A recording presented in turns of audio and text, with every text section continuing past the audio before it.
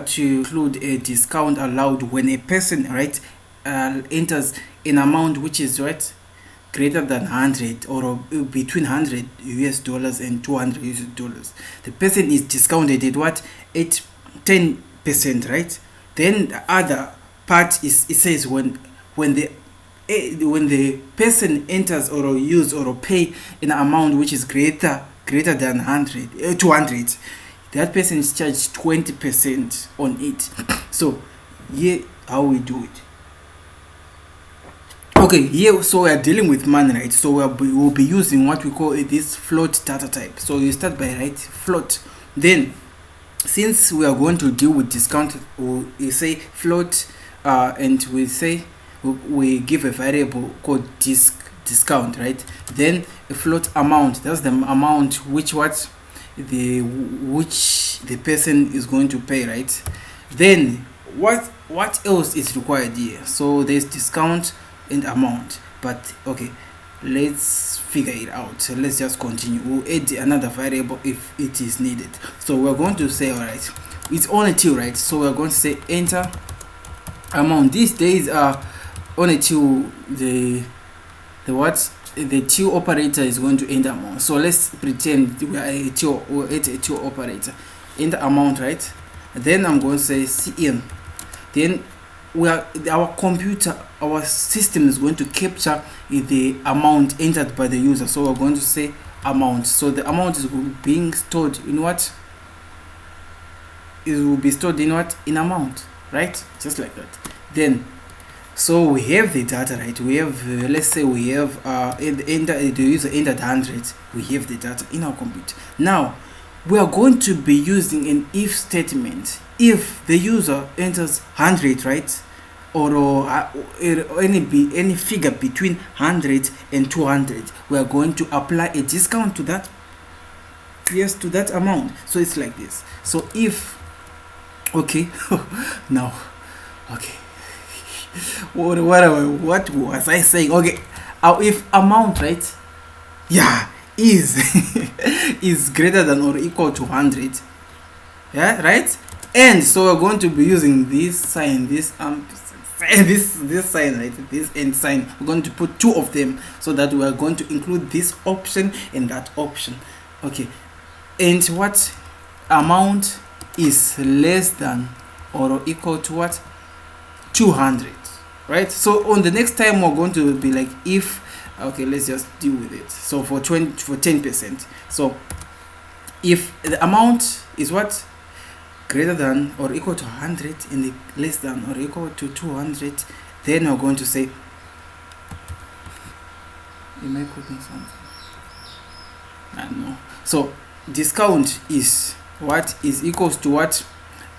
Amount, right? Discount, right, is equals to amount, okay, times what? 10%. It's just like that. But there's something which I'm now thinking, right? So discount is that amount, right? Let's see. Okay, we will have a final amount later on, a final amount to be paid. Yes, exactly. So say int what? If amount. I hope it will be like a final amount, right? Just like that. So okay, so discount will be what? That discount allowed will be what?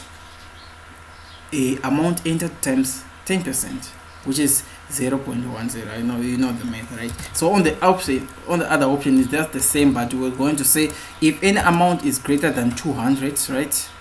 Okay, there is this discount allowed will be equals to what? Amount multiplied by 0.20, which is the 2%, the 20%, just like this. Now we need to print out to the screen, but before we print, we have to check if our program may have an error so that we can proceed. So we'll hit compile and run, and let's, okay, as you can see, there is an error somewhere here. Where's the error? Okay, disk, okay, disk, exactly. Maybe you have noticed it, but I wasn't noticing it. So let's see. Oh, exactly. On the next one, sorry. Oh, I'm also a human. I make mistakes. Compile and enter an amount. Okay, there's no result because we have not printed that. What's the amount entered? What's the discount allowed? What's the final amount? That's what we're going to deal with here. So see out what? we are going to be like this. Okay, should we put clear screen? Nah, let's just do this one. See here, then I'm going to say, all right, okay, amount entered, right? Just like this. Then we'll do this. Then I'm going to put this less down less than sign, right? Okay, well, then on the less than sign we're going to say amount, just like that. Then on the second part we are going to be using this next line function feature, so that it's going to go to the second line. We can even use end l or next line. Okay. Oh my.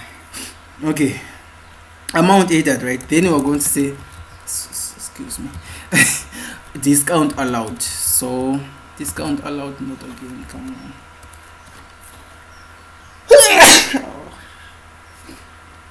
Okay,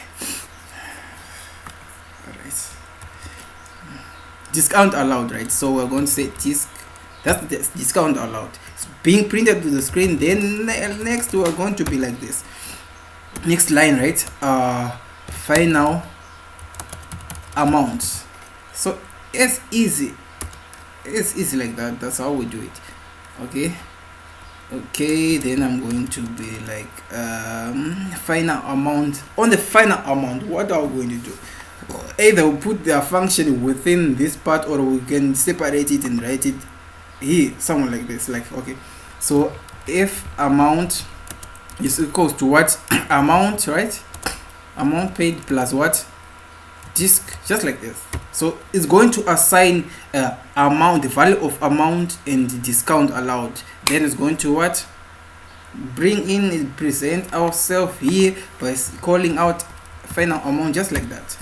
Okay, so I've been thinking to use a slash tab so that our program will just look nicely and neatly. But let's just run and see before we apply some changes.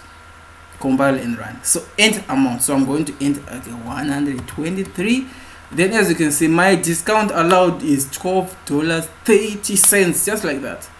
And the final amount will be 135.3. But this is not good. This is not being, it's not good. It's not showing up good in a good way. It's not, how can we use a till which is like zigzag? So because on a till it's more like the figures will be located on the other side of the screen, just like that. Yeah, horizontal. Is it horizontal or vertical or bilateral? Okay, so let me try to put this tab, right? The same tab which we use on the keyboard is the same which I'm using here.